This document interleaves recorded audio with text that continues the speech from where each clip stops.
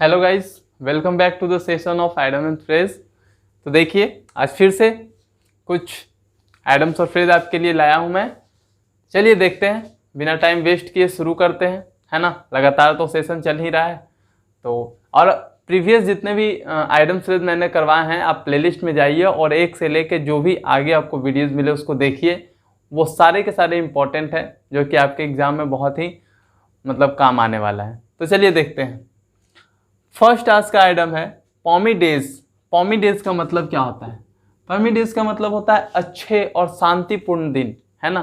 जब याद करते हैं पास्ट में, बोलते हैं कि वो दिन काफ़ी अच्छे दिन थे, शांति प्रिय दिन थे, खुशगवार दिन थे, है ना। तो पॉमी डेज का मतलब होता है अच्छे दिन, शांति प्रिय दिन, है ना।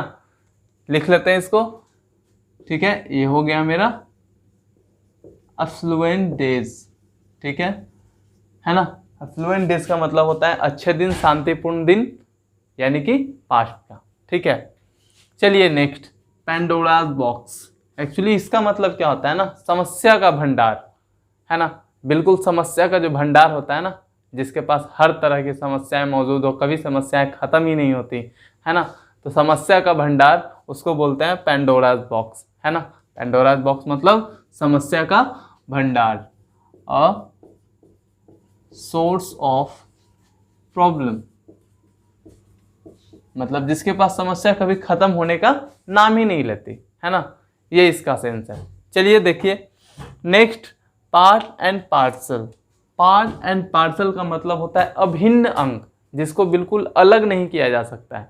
अभिन्न अंग मतलब जिसको भिन्न नहीं किया जा सकता, अलग नहीं किया जा सकता है, यानी उसके बिना काम ही नहीं चल सकता, उसको हमेशा साथ रखना ही है, ठीक है। तो पार्ट एंड पार्सल का मतलब होता है अभिन्न अंग, ठीक है। अभिन्न अंग लिख लेते हैं इसको, अनसेपरेबल पार्ट। अनसेपरेबल पार्ट यानी कि अभिन्न अंग, ठीक है। पार्ट एंड पार्सल यानी कि अभिन्न अंग, अनसेपरेबल पार्ट, ठीक है। चलिए बढ़ते हैं आगे। Past master. पास्ट मास्टर का मतलब होता है कि वैसा व्यक्ति जो किसी भी काम में बिल्कुल दक्ष हो, निपुण हो, यानी कि एक्सपर्ट हो किसी भी चीज का, है ना। यानी कि past master, expert. Past master बोलते हैं एन एक्सपर्ट, एन एक्सपर्ट, ठीक है। एन एक्सपर्ट ऑफ समथिंग, किसी भी चीज में जो एक्सपर्ट होता है उसको बोलते हैं पास्ट मास्टर, ठीक है। पास्ट मास्टर मतलब एन एक्सपर्ट, ठीक है। आगे देखिए, पे द पाइपर। पे द पाइपर, पे का मतलब ऐसे होता है पैसे देना, है ना। और इसका सेंस भी कुछ ऐसा ही है। पे द पाइपर का मतलब होता है कि किसी चीज का कीमत अदा करना, है ना। किसी भी वस्तु का कीमत अदा करना, यानी कि bear the cost of something. Bear the cost of something, है ना। किसी भी चीज का प्राइस अदा करना ना चाहते हुए भी। बियर का मतलब एक्चुअली सहना होता है, यानी कि सहन करना, खर्च को सहन करना, एक्चुअली इसको कह सकते हैं। पे द पाइपर का मतलब क्या होता है, किसी चीज के खर्च को सहन करना, ठीक है। समझ आ गया। तो चलिए आगे बढ़ते हैं। Pick up the gauntlet. Pick up the gauntlet का मतलब होता है चैलेंज स्वीकार करना। किसी का चैलेंज एक्सेप्ट करते हैं ना हम, उसको बोलते हैं pick up the gauntlet. Pick up the gauntlet मतलब क्या, चैलेंज एक्सेप्ट करना, एक्सेप्ट द चैलेंज, ठीक है। लिख लेते हैं to accept, to accept challenge, to accept challenge, ठीक है। यानी कि चैलेंज स्वीकार करना, ठीक है। पिकअप द जॉन्टलेट, ठीक है। अच्छा आइटम है। चलिए नेक्स्ट देखते हैं, play duck and drakes. Play duck and drakes का मतलब होता है पैसे बर्बाद कर देना, ठीक है। प्ले डक एंड ड्रिक्स का मतलब होता है पैसे बर्बाद कर देना, ठीक है। To waste money, to waste money, पैसे बर्बाद करना, टू वेस्ट मनी, ये सेंस देता है हमारा item play duck and drakes. Play duck and drakes का मतलब क्या हो गया, पैसे बर्बाद कर देना, ठीक है। चलिए नेक्स्ट है पॉइजन वंस ईयर। हिंदी में हम लोग एक मुहावरा सुनते आते हैं, बचपन से सुनते आ रहे हैं, कान भरना, है ना। कान भरने का मतलब क्या होता है, किसी के खिलाफ कुछ बोलना, ठीक है। किसी के खिलाफ कुछ बोलते हैं तो उसको बोलते हैं कि वह उसके कान भर रहा है, यानी कि बुराई करना, गलत तरीके से बताना किसी चीज को, ये होता है बेसिकली मतलब। तो पॉइजन वंस ईयर, तो पॉइजन क्या, जहर है ना, किसी के खिलाफ किसी के कान में मन में जहर घोलना, ये सेंस देता है। ठीक है, पॉइजन वंस ईयर का मतलब क्या है, कान भरना हिंदी में कह सकते हैं, यानी किसी के मन में किसी के खिलाफ गलत बोलना, यानी जहर घोलना, ऐसा ही है ना। तो इसका मतलब क्या हो जाएगा, स्पीक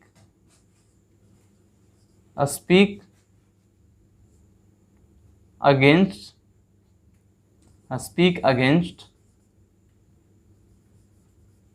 वन टू अनदर, मतलब एक दूसरे के खिलाफ या किसी के खिलाफ किसी को कुछ उल्टा सीधा बोलना, उसके बारे में शिकायत करना, उसकी बुराई करना, ये सेंस देता है बेसिकली। ठीक है, तो ये हमारे आइटम थे, और देखते हैं कुछ ऐसे ही आइटम्स को। चलिए देखते हैं, नेक्स्ट आइटम है हमारा पोक वन नोज।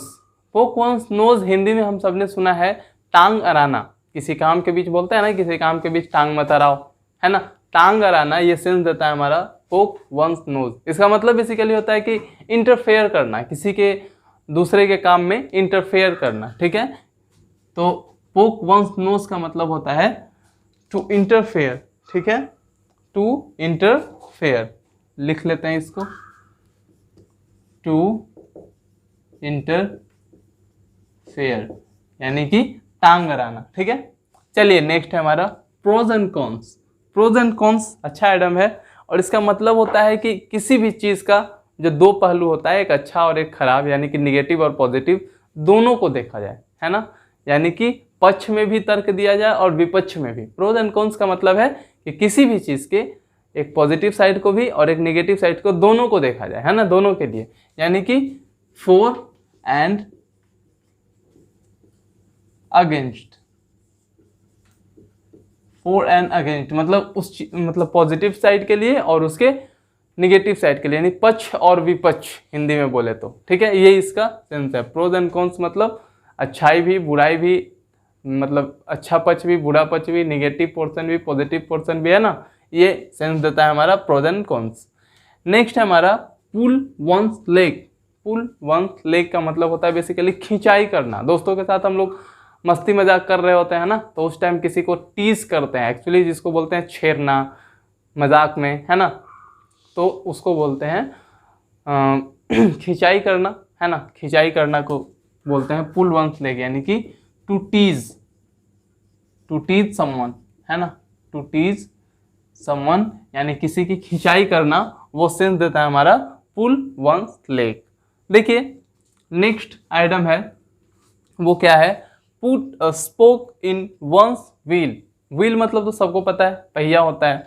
स्पोक पता है क्या होता है, स्पोक जो हम लोग देखते हैं ना साइकिल के बीच में जो स्टिक होता है पतला पतला, उसको बोलते हैं एक्चुअली स्पोक। तो put a spoke in wheels यानी कि चक्के के बीच में अगर स्पोक को लगा दिया जाए तो क्या होगा, वो रुक जाएगा, डिस्टर्ब हो जाएगा, है ना, चलना बंद कर देगा।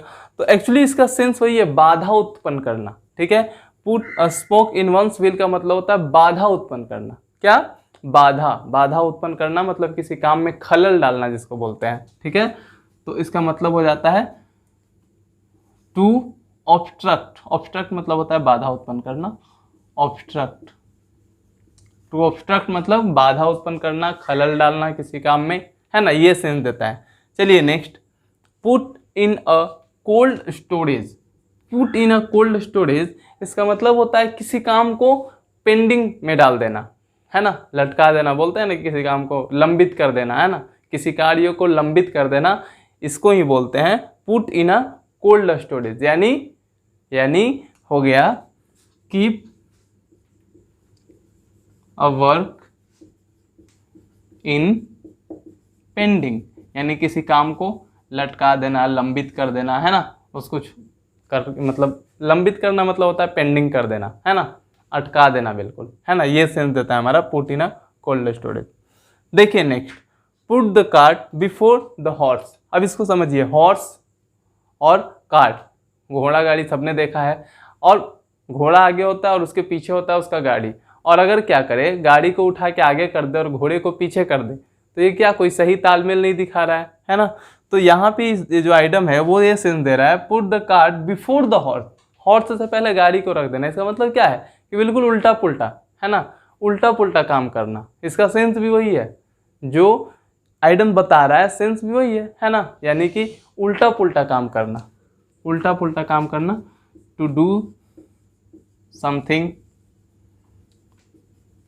wrongly, to do something wrongly मतलब गलत तरीके से उल्टा पुल्टा उलझुल हरकत करना, है ना, ये इसका सेंस है। ठीक है, नेक्स्ट देखिए क्वीर फिश। क्वीर फिश पूछा गया था पिछली बार ही क्वीर सीजीएल के अंदर। क्वीर फिश का मतलब होता है अजीबो गरीब इंसान, है ना, अजीब इंसान, अजीबो गरीब इंसान, यानी कि स्ट्रेंज पर्सन, स्ट्रेंज पर्सन, जो अजीब हरकत करता है उसको क्या बोलते हैं, अजीबो गरीब इंसान। कई बार बोलते हैं ना वह बहुत अजीबो गरीब इंसान है ना, तो वही है क्वीर फिश, यानी कि स्ट्रेंज पर्सन, अजीबो गरीब इंसान।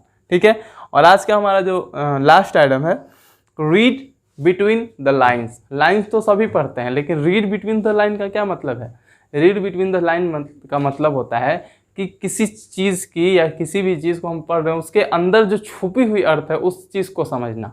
रीड बिटवीन द लाइन मतलब उसके अंदर के जो मीनिंग्स हैं उस चीज़ को समझना। जैसे हम लोग पोएम पढ़ते हैं तो पढ़ लेते हैं, लेकिन उस बहुत कुछ हम लोग को बोलता है, तो उस चीज़ को हम लोग जब समझते हैं ना तो वो होता है रीड बिटवीन द लाइन्स, यानी कि छुपे हुए अर्थ को समझना। ठीक है, छुपे हुए अर्थ को समझना। टू अंडरस्टैंड,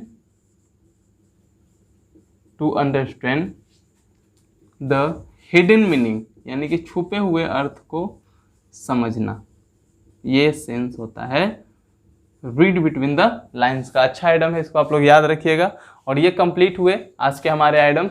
फिर से अगले सेशन में आपके लिए लेके आऊँगा ऐसे ही इम्पॉर्टेंट आइटम। ठीक है, तो चलिए तब तक के लिए bye, thank you so much.